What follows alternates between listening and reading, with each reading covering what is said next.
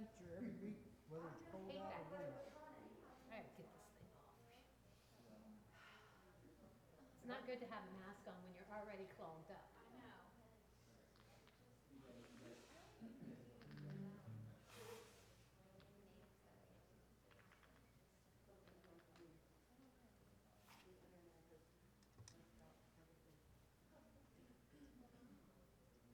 All right, that's great. Yeah, we need to do that.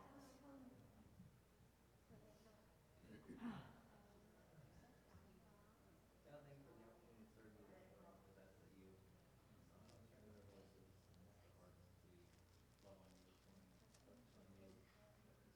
Let you be the reason that we're here. We have both faith and shared your word and just coming together to share what we pray.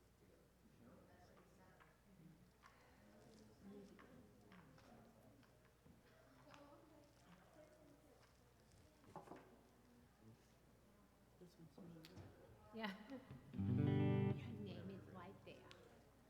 The slides are all. What? Yeah, the slides are disproportionate. They'll fix it. He's not over there. They'll fix it when they're back up.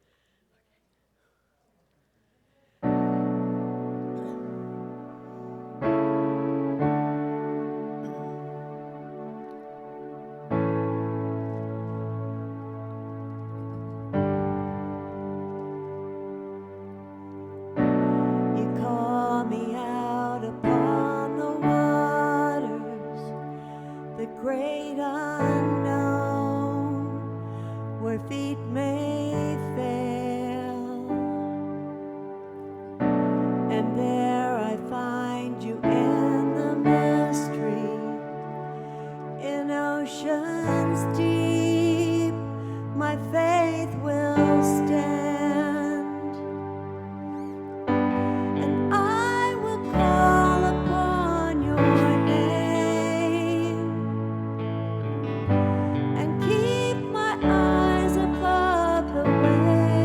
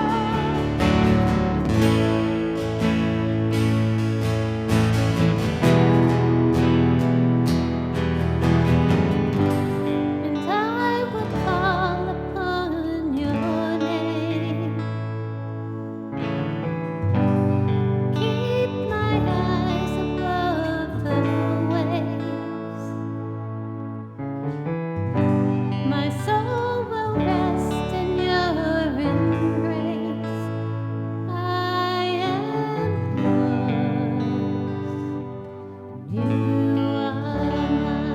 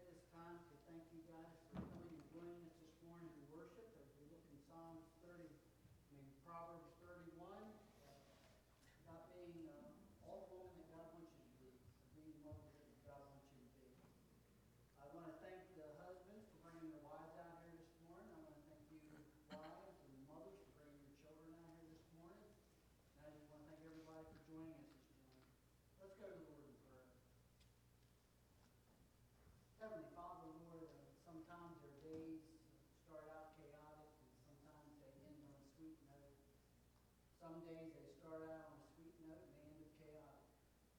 But Lord, regardless of what we go through in our lives, we know that we can turn to you for each and every moment. We can give you praise in the midst of the storm, Lord. And Lord, oftentimes we forget you when we're at the sweet spot of our lives. But Lord, today you have called us to set aside this particular day as we honor the women and the wives and the mothers in our lives, Lord. And I just pray that we would do this in an honoring way, that we would reflect what is in the scriptures rather than what's in the culture, so that we would be the people that you call us to be. Lord, I pray that you would be with the voices of our singers this morning, that you would use them to elevate our worship, so that our hearts and our voices would rise to heaven so that they would touch your ears. We pray all this in Jesus' name. Amen. If there are children in the sanctuary, which I see a few, you're welcome to come up front to the first couple pews here, if you're comfortable with that. Space yourselves accordingly. And we're going to have a puppet show this morning for Children's Corner. So if you're comfortable with that, you can come up.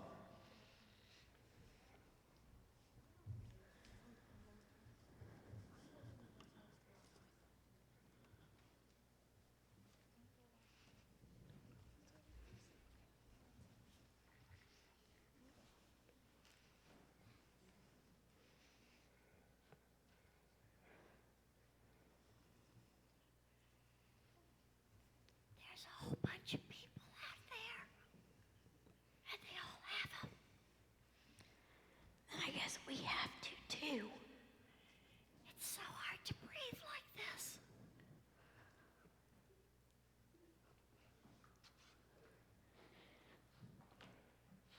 Can we take them off? Can we? Please? Yes? No? Okay. We're taking them off. That was hard to breathe. Oh my goodness. Hey, it's Mother's Day. Today. Really? Well, what do we do on Mother's Day? We celebrate because our mothers gave birth to us. I thought we did that on Labor Day. I'm pretty sure that's something different. Well, then what are we supposed to do on Mother's Day?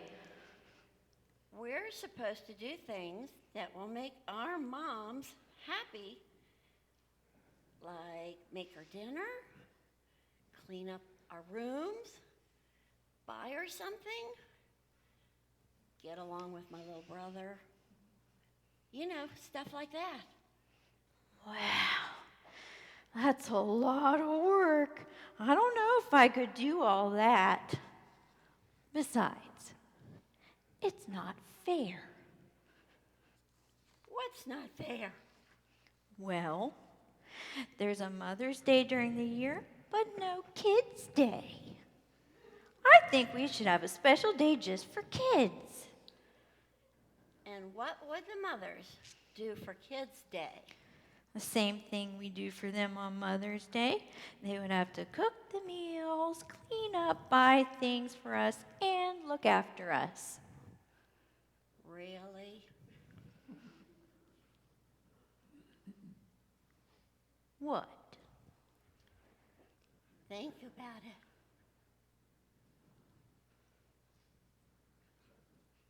Our mothers already do that for us every day. Yeah, I guess you're right. So every day is Kids' Day. Sorta. Except for today.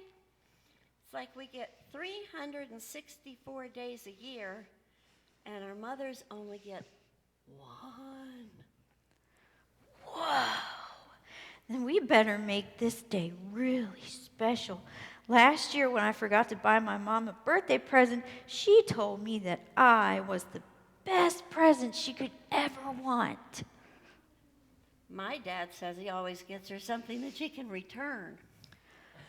Well, I'm pretty sure I'm not returnable. especially after all this time. Do you remember in Sunday school when our teacher taught us that the Bible tells us to obey our mothers and fathers, to honor our parents? He commands us to do it. Well, that's the first thing we should do. Well, I tried to write a song for my mom. Want to try it? Maybe you can sing it to your mom too. Okay. Ready, guys? If everybody had a mother that was just like mine, Just like mine. then everybody would be happy and things would just be fine. Just be fine. She makes a meal in a minute and does the laundry too. Laundry too. That's why we want to thank Jesus for mothers just like you. She wakes me up in the morning, cheerful as can be. As can be. The only time she's grumpy is when there's no coffee. No coffee. She can make a cut better with nothing but a kiss. That's why we want to thank Jesus for mothers just like you. this. Oh. She's a friend when I need one. She is always there. Always Her there. hugs make me feel special, even when I'm scared. Even when I'm scared. I know I don't always say it, but it's always true. Always true. I just want to thank Jesus For mothers just like you. Happy Happy Mother's Mother's Day.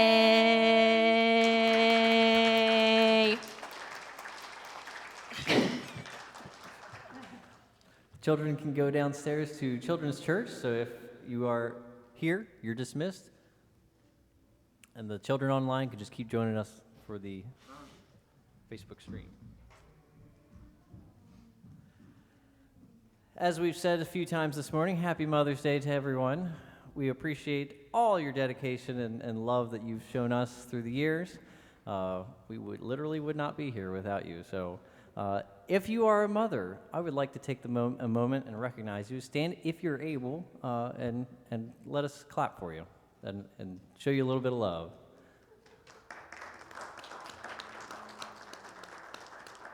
Awesome.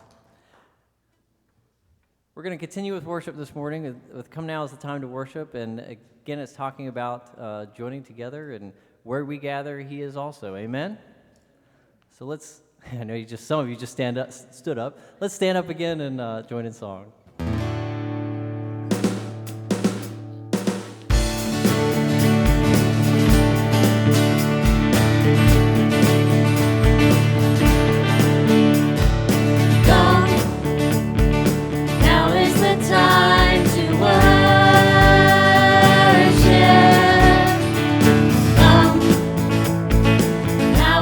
Time to give your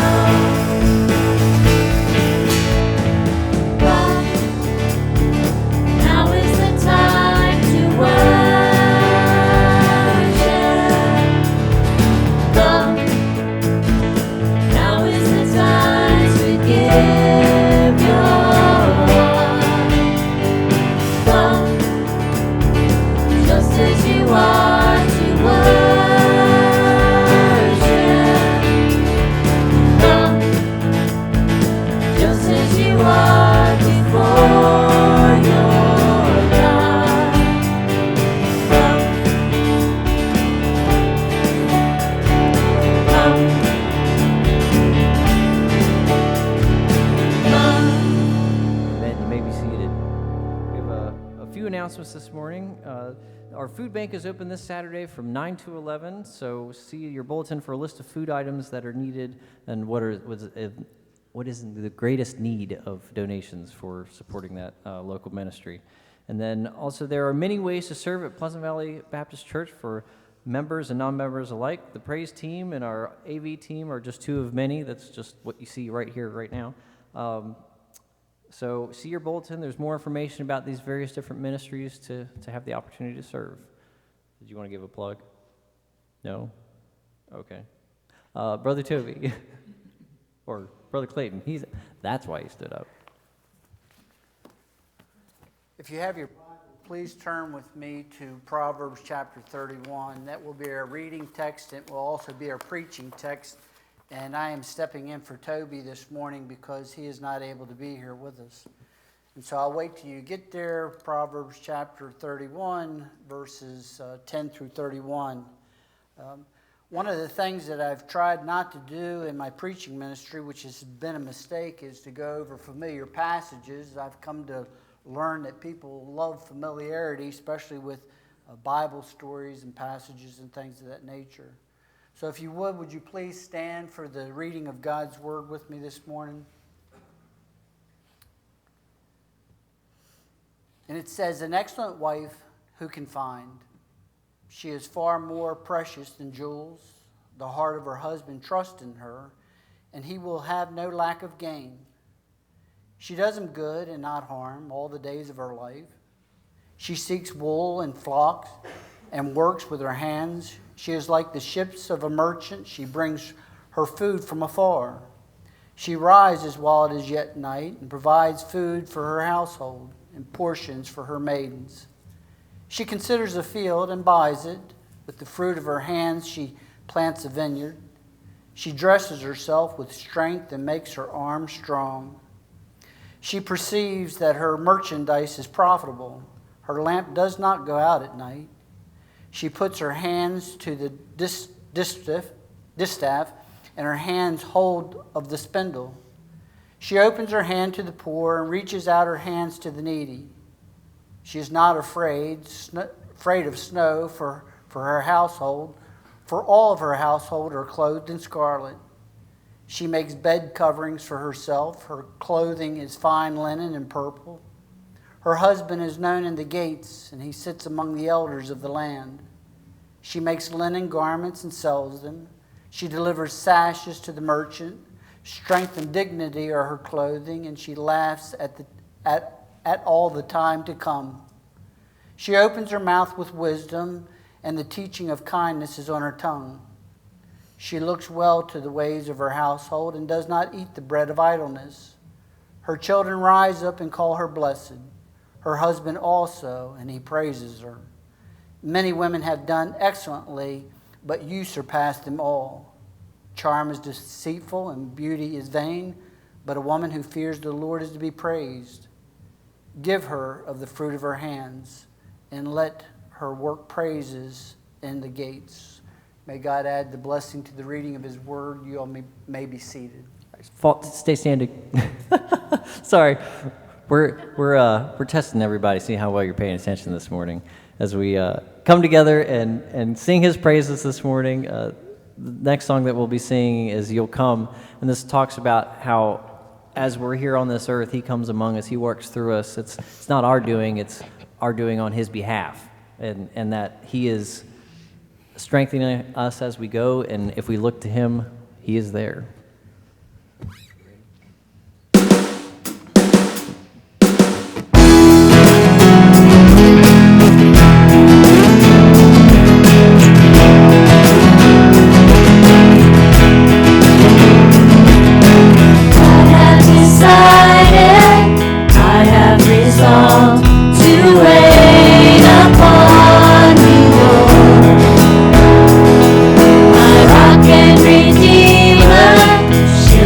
And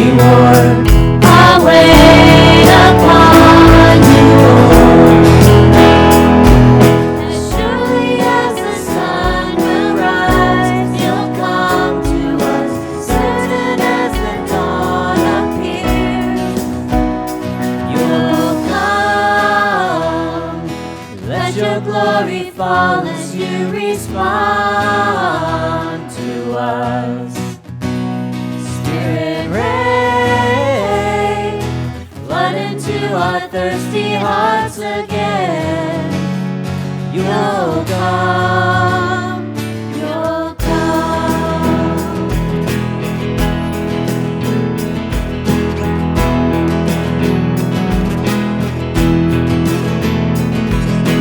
We are not shaken, we are not moved. We wait upon you, Lord.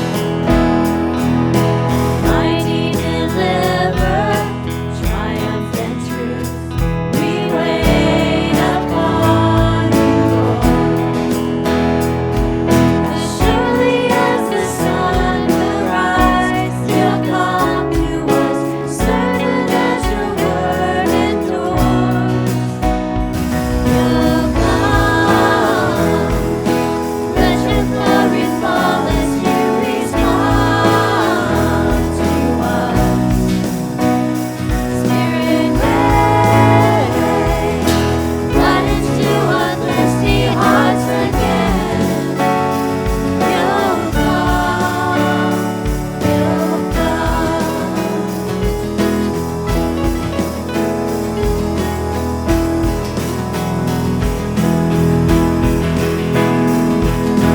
Chains be broken, lives be healed, eyes be opened, as Christ is revealed. Chains be broken, lives be healed, eyes be opened, as Christ is revealed. You'll come, let your glory fall as you respond to us. Spirit rain, flood into our thirsty hearts again. You'll come, you'll come. Let your glory fall as you respond to us.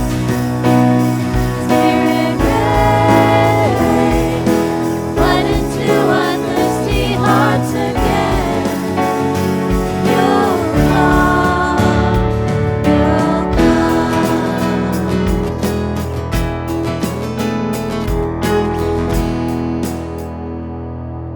We'll continue worshiping with the song Jesus Messiah. This song, I struggle to talk about this song because there's really no greater thing than what it is saying in the song itself, that he is our Redeemer, he is eternal, he is the one who made the sacrifice for us. It is his love for us that reigns supreme.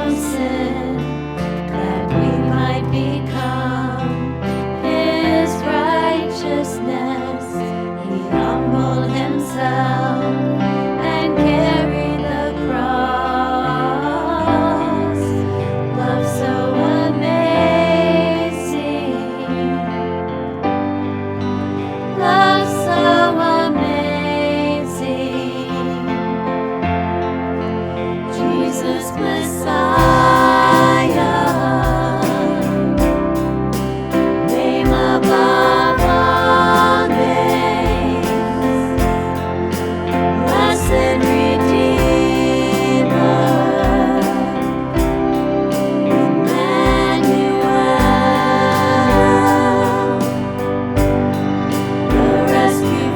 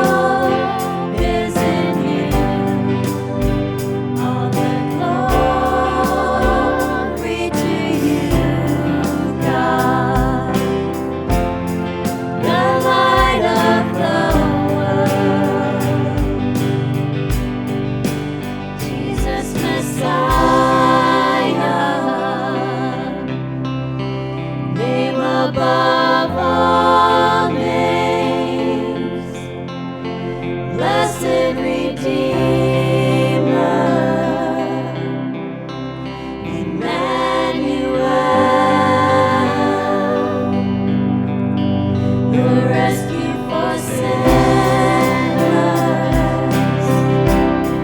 your ransom from heaven,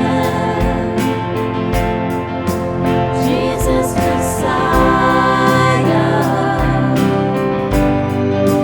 Lord of all. Jesus Messiah, Lord of all. The Lord of all. The Lord of all.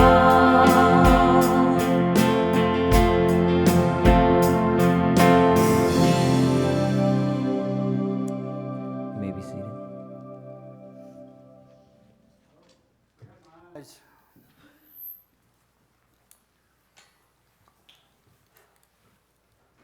I am just a fumbling wreck this morning. I don't know what the deal is this morning, but I tell you what, there has been probably 3 times, maybe 4 times in my life where I had woke up or went to bed so sick that I figured there was no possible way that I could get into the pulpit. Yesterday evening, I could barely get into bed. My back had hurt me so bad that I was concerned with being able to function properly, even though that I knew that I would be here. And each time God has spared me or given me strength, and my back's not hurting at all, but I guarantee you when I get done this morning, it will go back to hurting again. I think outside of your relationship with Christ, I don't think of anything that could be more precious than have a godly woman or a great mother who follows after God to help you raise your children. I just believe that that is the most important thing. And this morning we are going to look at just a few characteristics of a godly woman or a godly mother in Proverbs 31. There's no way that we could look at very many of them because there's so many of them in here. But what I want us to do is as we look at the characteristics, and I want you to keep your Bibles open if you have them, is because I think that it helps go through as you hear the words being read and as you see the words on the pages to help you digest what's going on. And so we're primarily going to be looking at the woman of Proverbs 31. Sometimes she's called the virtuous woman, the virtuous wife, or the Proverbs 31 woman. What I want us to do is I want us to look at her example. The Apostle Paul says, "Follow me as I follow after Christ." And so the Bible is laden with examples for us to follow. And one of the things that I can let you know without a doubt is that, I've said it often, I did not grow up in a Christian home, and by the time that I was the age of 6, that I could curse with profanity at a rate that would make an auctioneer envious, and I could also do it at a cadence that a rapper would admire. And not only that, I had a dictionary to go along with it and a lexicon to explain how the words were being used. And I learned that, honestly, from one part of my family, which happened to be my father. My father's the one that, not through telling me that I could, because he'd be the first one to wash my mouth out with soap, but as I watched him interact with the men, I'd watch how that he would behave, and I learned to pick up on that behavior. Not only did I learn to pick up on that behavior, but I also learned to pick up on the behavior of when to do it and when not to do it, because he would do it in certain situations and not. But at the same time, I also learned through the example of my mother what it was like to be kind and caring and compassionate. And one of the things that my mother would often say is to do unto others as you would have others do unto you. And so she lived out by the golden rule, not necessarily being a Christian influence. And God, I don't believe, used those as being evangelist in my life in order to bring me closer to Christ. It's just the people that God uses in your life in order to form you. And here in this particular passage, we're going to look at how God uses a woman or uses women in order to form their children through examples. And at the end of this, I'm going to close with an illustration on Sarah Edwards, Jonathan Edwards' wife, and how that resulted in their family. And as a matter of fact, I'm going to look at 2 different families at the end of it to show how they formed the prodigy or the legacy of their family. And it cannot be overstated how important parents are as role models in their children's lives. Those who intentionally pour into their children's lives will reap a benefit of what they actually pour into it. If you pour into their lives, you will reap from their lives. And if you don't pour into their lives, you won't reap anything from their lives. And so, but the most important question is, what do we model for our children? Do we model the thing that my father did, that we behave a certain way in a certain place, and then we behave in a different place, we behave differently? Or do we do as the Apostle Paul did, behave consistently in all circumstances at all times? And Proverbs 31 gives us an ideal model for our children. And by the way, I just want you to know that a proverb is a truism, which means that if you apply these principles, they're generally true. It's not a guarantee that if you do these things that it will turn out to be true. You know, you can have people that are ungodly parents but raise their children with great moralities, and their children will most likely have great morals. And at the same time, you can have godly parents who do their very best to raise their children to chase after God to turn out to be quite horrible people. So it's a general truism, so it's good for us to follow after the advice that are given here, but there's no guarantee it will turn out. And Proverbs 31 is about a mother. I want us to go back to the beginning, because it's interesting that Proverbs 31 is a conversation that a mother is having with her son, and her son happens to be a king. His name is Lemuel. It doesn't say what kingdom he's king over, and if you look at Chronicles, 1st and 2nd Chronicles and 1st and 2nd Kings, he's neither an Israelite king nor is he a king from Judah. It just happens to be a king from some unknown nation, probably a pagan king. And the mother is having a conversation with him, and it starts in verse 1. The words of King Lemuel, an oracle that his mother taught him. What are you doing, my son? What are you doing, son of my womb? What are you doing, son of my vows? And King Lemuel is meditating and thinking over the example that his mother had and the conversations that she had with him. And then he says in verse 3, and he's given the advice that his mom gave him, do not give your strength to women, your ways to those who destroy kings.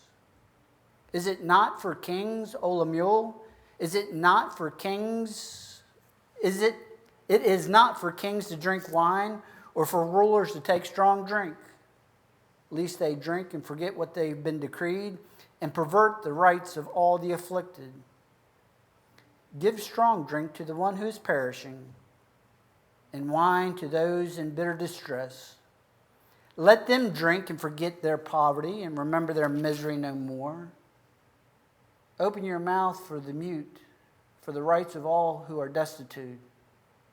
Open your mouth, judge righteously, defend the rights of the poor and the needy. And King Lemuel is meditating over the advice that his mom had given him some years ago before he actually became a king. And it reminds her son how she has taught him how to be a decent man, how to judge righteously, and to how to help those who are afflicted. She reminds him about the pitfalls of seeking after the temporal pleasures of this world, and how he is to abstain from hard drinking, giving himself over to fast women. And so I want us to look at some of the characteristics of a godly mother this morning. And the first thing that I see is actually down in verse 2, is when she calls her son the son of my vows. She says, I have pledged before God that I will raise you the best that I can. I have made a pledge that you are my son, and that I'm going to raise you according to God. And she does her very best. The vow was hers. It wasn't a vow of the community. And she takes full responsibility for raising her child with the best possible foundation she can give him. She's not farming it out to the school system, and she's not farming it out to her relatives, and she's not farming it out to the babysitter, and she's not farming it out to the daycare. She's not holding other people responsible for how her children turn out. She says, I have made a vow before God, the child of my vow, I will do the best to raise you in a godly environment and to chase after God. She says that she will teach him. And verse 30 tells us why she is so committed. If you look down into verse 30, she has godly wisdom. Charm is deceitful and beauty is vain, but a woman who fears the Lord is to be praised. And the psalmist declares that the fear of the Lord is the beginning of wisdom, and all who practice it have a good understanding. It is her attachment to God that causes her to raise her children in a godly manner. She recognizes that she is responsible to the one who created the world in order to raise a child up to chase after her Lord. That's the first characteristic, is that she's intentional about raising her children, and she's responsible for the outcome of her children. And the second characteristic that we see is that she is to be most prized. If you're a woman here today and you don't feel as though that your husband prizes you above all other things, I am sorry. Because you are supposed to be prized among all other things. Verse 10 says, an excellent wife who can find? She is far more precious than jewels. She is the singular most valuable thing this side of heaven. She far surpasses any career. There's no amount of wealth. There's no achievement of fame. There's no amount of toys. There's no amount of personal recreation that can ever compete with a man having a godly woman. She is to be the most praised thing or most prized thing this side of heaven. And she completes him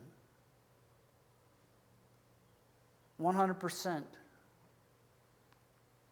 To the degree that he never has need to wonder. Ever. Look at verses 11 and 12. It says, the heart of her husband trusts her, and he will have no lack of gain. Verse 12, she does him no harm, and not harm all the days of her life. He lacks no gain. It's not talking about monetary gain. She completes him and she fulfills him in just a spectacular way that nobody else can. He has no need to go outside of the home because he has everything wrapped up into this one woman. And if you have a godly woman and you're still running after some unknown thrill, shame on you. Because God has given you all that you need. He increases your personal value through the woman that you have on your arms. You'll have it all in just her. The third characteristic that I see is that she is very industrious. This one here is going to sound a little bit male chauvinistic, but you guys know me. I don't really care a lot what you think about how I think about things, but she's on the move for her family. She's industrious. She works from daylight to dark, or actually before daylight, past dark. Her lamp never goes out.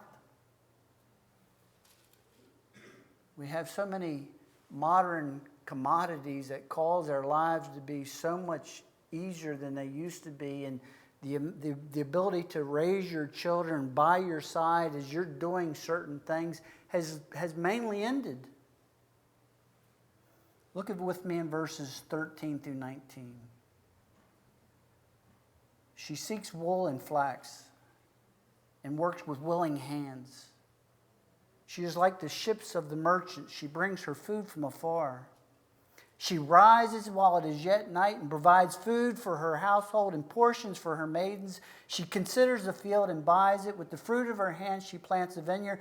She dresses herself in strength and makes her arms strong. She perceives that her merchant is profitable. Her lamp does not go out at night, and she puts her hands to the distaff, and her hands hold the spindle.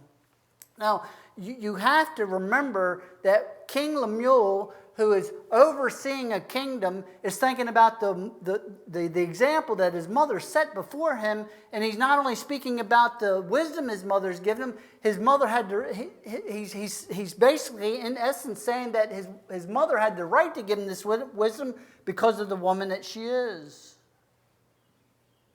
From the beginning of creation, God has created us to be industrious. Life teaches us when life happens. Do you know what I mean? Life teaches us when life happens. King Lemuel got to watch his mother do all these things and most likely accompanied him through all these things, and she taught him. Remember how the Bible speaks that you are to train up your child on your way? When you sit down, when you lie down, when you rise up, when you're on the way. So when you're actually industrious in a time period where you had to do multiple things throughout the day, your children were alongside of you. I was raised at the tail end of that. How many of y'all have worked in the garden as children? Pick beans? Pick rocks.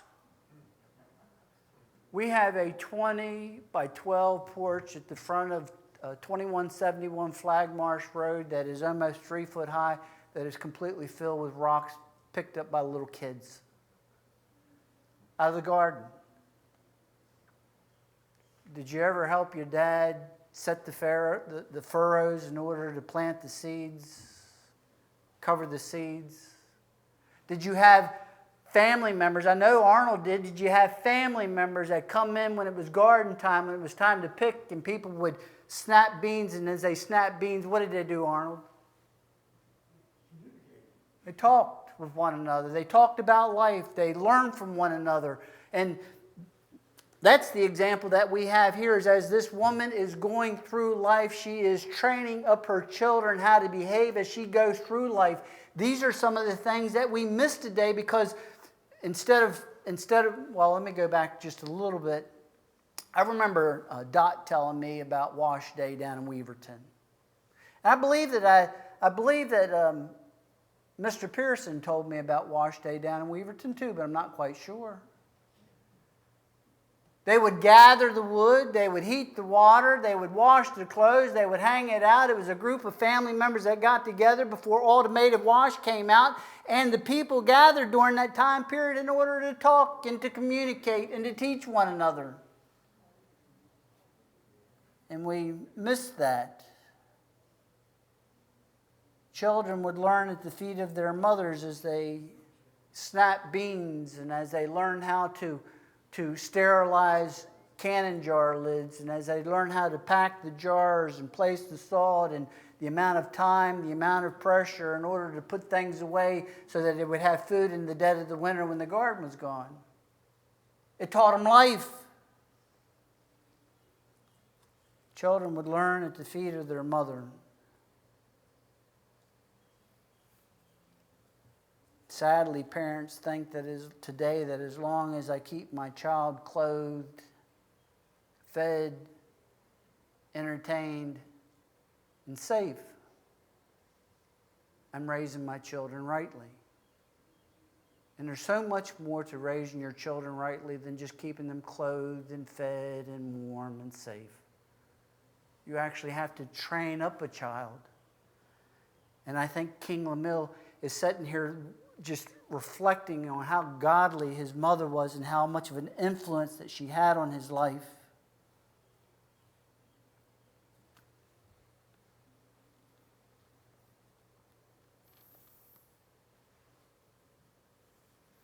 I remember years ago watching a documentary, and I can't remember what the main topic was about.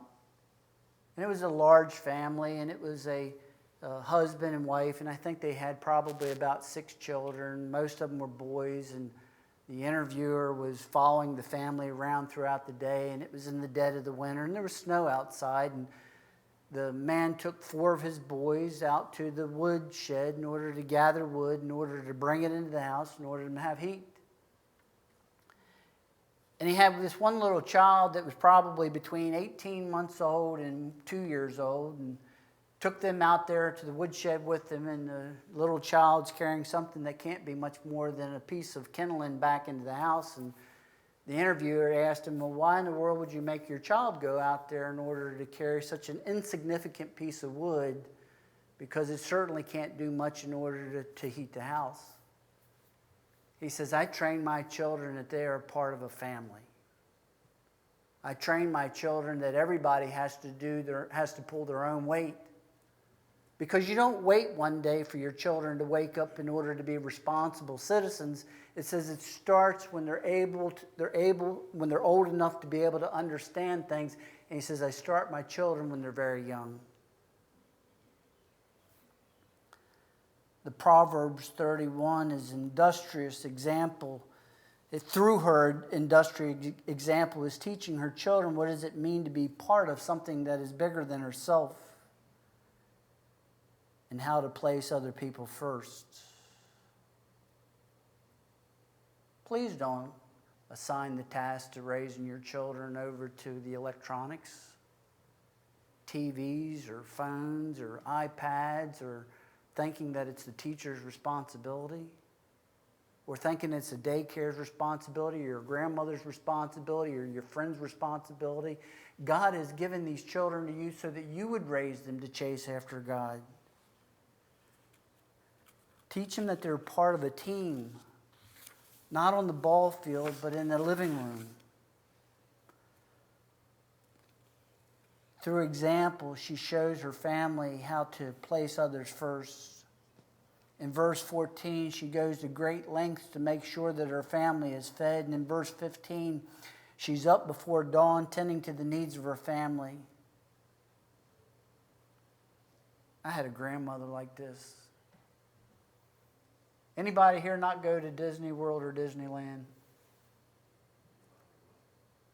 I always wanted to go when I was a kid. You watch it on TV, the television show every Sunday evening. You would see Walt Disney, and I'm like, man, I want to go to that place. Please don't make me go there now. But I wanted to go to those places, but I never did. But one of the things that we did almost every single summer as a child growing up is that we go to a little town called Draper, Virginia, just about 15 miles south on 81 past Pulaski. And we would stay in my grandmother's two-bedroom house. Actually, it was upstairs. It was one giant bedroom with a doorway in between two bedrooms. I don't know why they even put a doorway there, because you had to go backwards and forwards through there to go to the other room. And I can remember as a child laying there in bed, and you could smell the bacon and the biscuits rolling up into the bedroom. And you could hear the eggs frying in the skillet. And as a young boy, less than 10 years of age, you didn't have to tell me to get out of bed. She's very industrious, and she cares about her family dearly. My grandmother was that way. The last characteristic that I want to talk about, and then I want to close with a lengthy illustration, is that she was considerate. Look at verse 30. She shows her family how to be empathetic towards outsiders. She wasn't just a woman that circled her family, just circled her life around her family. She taught her family how to go out into the world and care for other people as well. She was duplicating herself. She teaches her children that life is more than just the nucleus of the family. It complements the world. What she taught at home gets applied in the world. She shows this by displaying compassion and meeting the needs of those who are downtrodden in the community. Mom, your life and your example is a testimony and a witness and an investment to your children, and it will have an invaluable impact on your children as they grow up. I know that this is true for men as well, but right now I'm beating on the women. Beat on the men in a couple weeks. I want to close with what I think is probably one of the most profound illustrations that I've ever read. And I've read it many times. It's about two radically different families, and it's about two radically different outcomes in those families. One family is from Jonathan Edwards, and the other family is the Jukes family. Jonathan Edwards was considered the greatest mind that America ever produced. He lived from 1703 to 1758, and he had a great and lasting legacy that still lives to this day. He's probably most famous for the Great Awakening that took place in America, and many consider him to be the greatest theologian that North America ever produced. He authored several weighty theological works, and he wrote the biography, The Life of David Brainerd, which inspired a lot of people to go throughout the world in order to become missionaries. And what is a little less known about Edwards is his family's legacy. On July 28, 1727, he married Sarah Parapoint, of whom he wrote this: "Has a strange sweetness in her mind, and is most just and contentious in all her conduct. You could not persuade her to do anything wrong or sinful if you would give her all the world. She will sometimes go about from place to place, singing sweetly, and seems always to be full of joy and pleasure, and no one knows for what." Her husband, John, was a brainiac, and John spent meticulous time on his sermon preparation. It said that it took him 40 hours of preparation for one sermon, and he preached twice a week, and plus he had other ventures. And they had 11 children. Guess who you think the lion's share fell on to raise the children?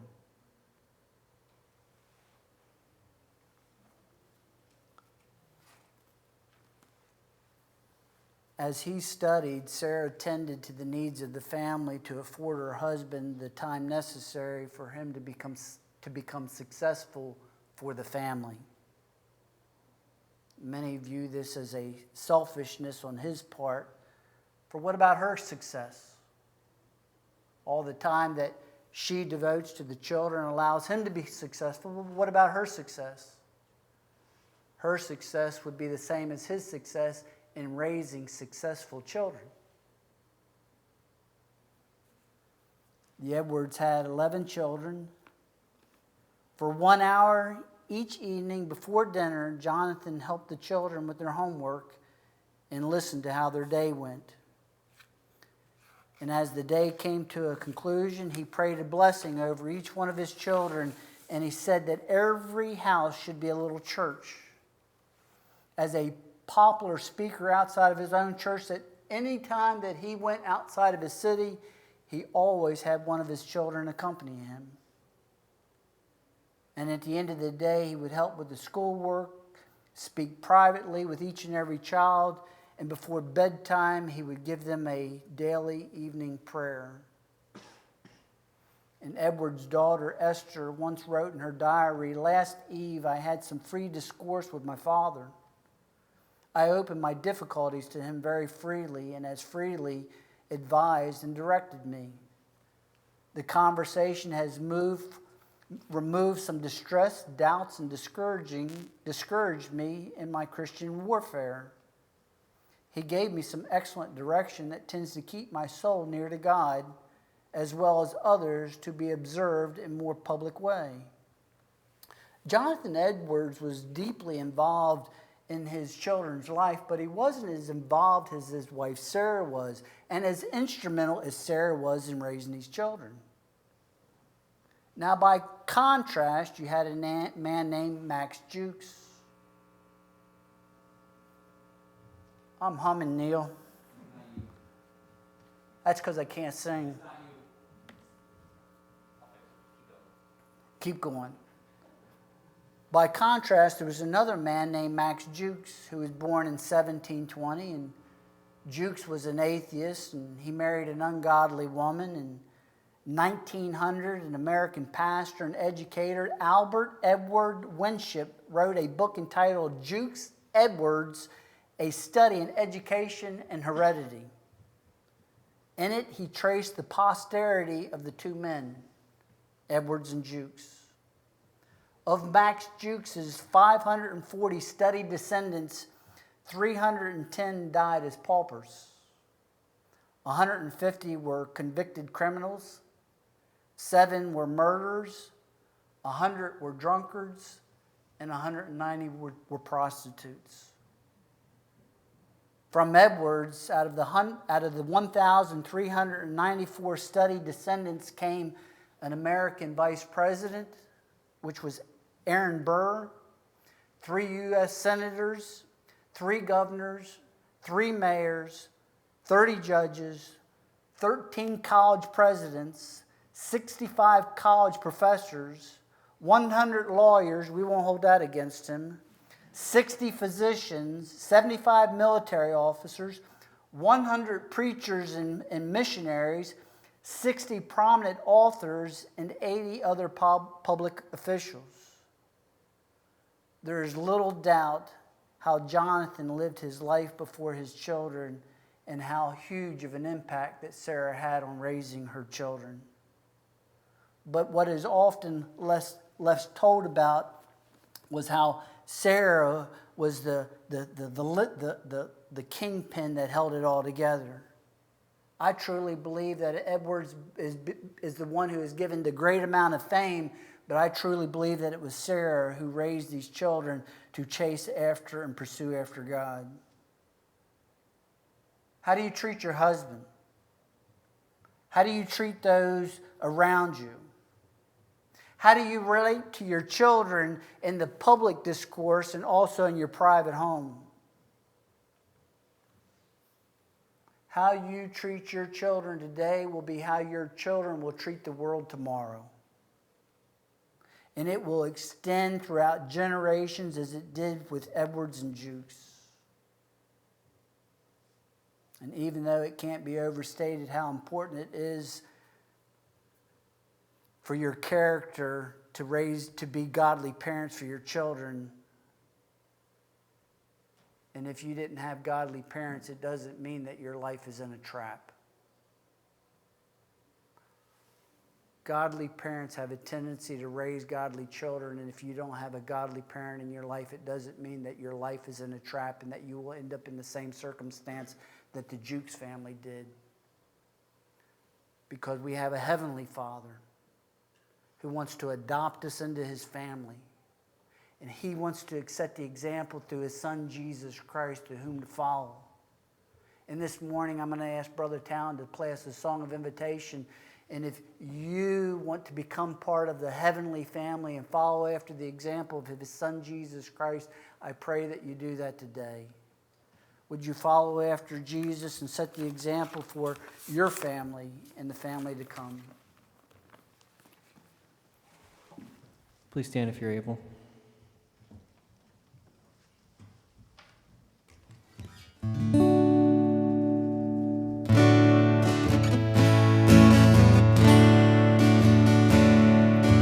Have thine own way, Lord, have thine own way.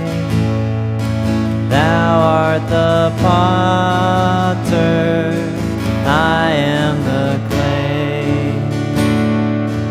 Mold me and make me after thy will, while I am waiting, yielded and still. Have thine own way, Lord, have thine own way. Search me and try me, Master, today. Whiter than snow, Lord, wash me just now, as in thy presence humbly I bow. Have thine own way, Lord, have thine own way. Wounded and weary, help me, I pray.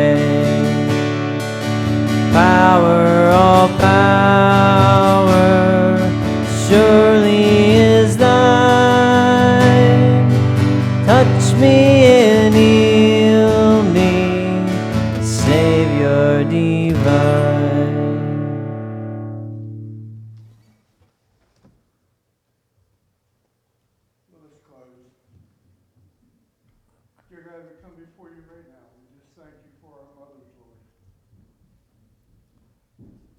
But right now, God, we just thank you for the message that was given to us this morning. We ask you now as we go our way today and the rest of this week that we keep you in our mind. And Lord, just let us be a blessing to those that we touch and come in contact with. And all these things we ask in your name. Amen. And our sending song will be the chorus of You'll Come. You'll come, let your glory fall as you respond to us. Spirit rain, flood into our thirsty hearts again. You'll come, you'll come. Have a blessed week.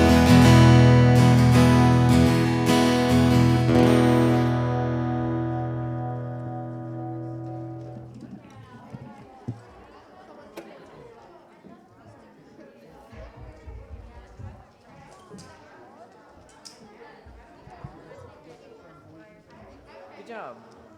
Only a couple weird spots. And I was afraid to hit it, then I was afraid I'd get out way out of sync and I'd be, That's all right.